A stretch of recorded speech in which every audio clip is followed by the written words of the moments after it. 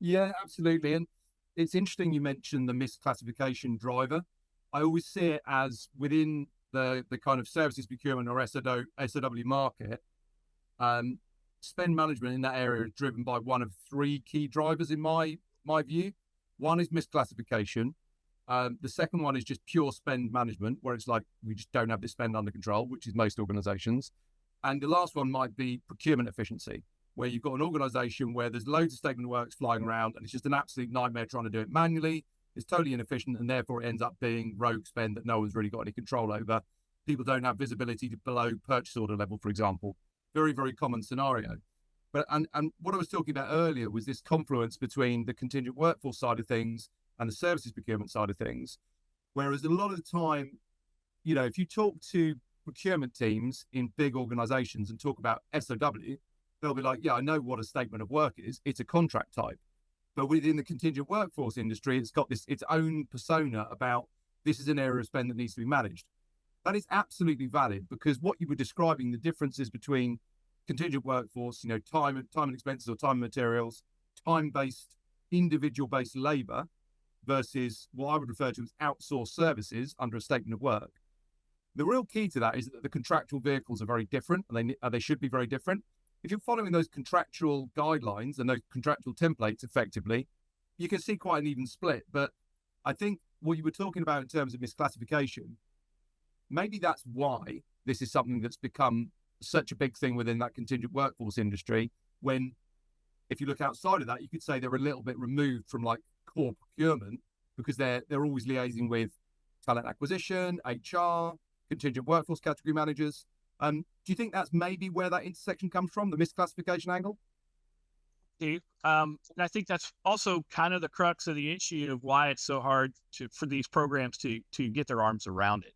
I think that's why in many programs you need someone to be the thought leader over this type of spend, to be able to be the guidance. And it helps to be on the client side. I know that's always helped me when I haven't been under the MSP's leadership, that I'm on the client side because I can identify and navigate those things with credibility. One of the interesting things, and back to my background, is that I've reported in different organizations with these types of programs, whether I've been there to deploy them, fix the dysfunctionality, expand them, depending on different points in different clients and employers I've worked for. I've reported to procurement. And that's probably the majority of the programs that I've been involved with. I've been brought in by procurement. I've also been brought in by HR. I've even been brought in by legal and ethics when there's been problem children or really dysfunctional programs. So yeah, I mean, being able to navigate that, it's a little bit tough at the MSP level sometimes because you're either under TA or under procurement, or you're under TA with a dotted line to procurement, but it's hard to get that backing from procurement when you're a dotted line report. And part of the reason is organizations that don't dedicate a resource to their contingent labor program, and I see that all the time, particularly in procurement sponsored programs, you'll see that the procurement person that is tasked with overseeing the contingent labor program maybe has other duties outside of that, like consulting outside, or even doing just different types of procurement, whether it's on the direct side instead of just indirect spend that they're managing, or maybe they're tasked with HR systems or travel, or I don't know, whatever, picking up paper clips. I don't know. But my point is that they're not 100% focused, and it's very tough when you're looking strategically about how you want to corral and capture and capture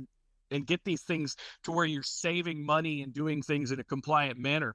What a lot of organizations don't realize until it's too late and they're dragged into a lawsuit, and they lose immediately because the agreement was written on the wrong type of contract. You have to have the right contract for what you're doing. You said it just stunningly a minute ago, exactly how it is. That is more of a goods and services contract on true services, and it's usually multiple people, blah, blah, blah. Exactly. There's a lot. But if you look at it functionally, and again, there's not 100% clear rule, even under the definitions that I've provided. It gets you there fairly close. But there's always those that fall on that gray area, and that's where the governance committee comes in and make the final call. And it comes down again to risk, which is why I encourage in the stakeholder governance process to have someone of a high enough level with enough knowledge, and maybe even create a committee to review those on a monthly basis to determine if they're truly appropriate or they go to the contingent labor program. Having that type of sponsorship and engagement and governance will also help your MSP be able to process this stuff more efficiently. And that's really what the name of the game is. That's why you have an MSP, is because you need those tactical arms and legs to accomplish things. So if you can make it cleaner for them and give them a path of escalation that makes sense, that has an actual defined group of people that can finally make the call, that even if it's the wrong call, but if that governance committee says, hey, look, we're willing to absorb the risk of not doing this the right way, we get it, we're just going to do it because, I don't know, in many cases, it could be the fact that there's so much money being generated by engaging that resource that way that they don't want to risk anything. And they're willing to say, okay, yeah, if we get taken to court and it's on the wrong agreement, we may be on the hook for this, but it's not going to come near what we're already bringing in through revenue. So those are things you have to think about. I don't know, it's kind of crazy. I tend to equate a lot of things to the teachings of Alcoholics Anonymous many times, right? The wisdom to know the difference. It's the same thing with best practices. Not all best practices fit in every organization. You have to have the experience and the wisdom to know what fits what and what makes sense, right? The shades of gray. Again, we're dealing with people, whether it's on the contingent side or whether it's on the statement of work side. In a way, it's always a new day. But the key is you have to have a certain amount of guidelines in place and a certain amount of foundation to build on to build your program, and then add SOW to it where it makes sense. If you've got all those pieces in place, it makes your success factor level higher. I believe that's my opinion anyway.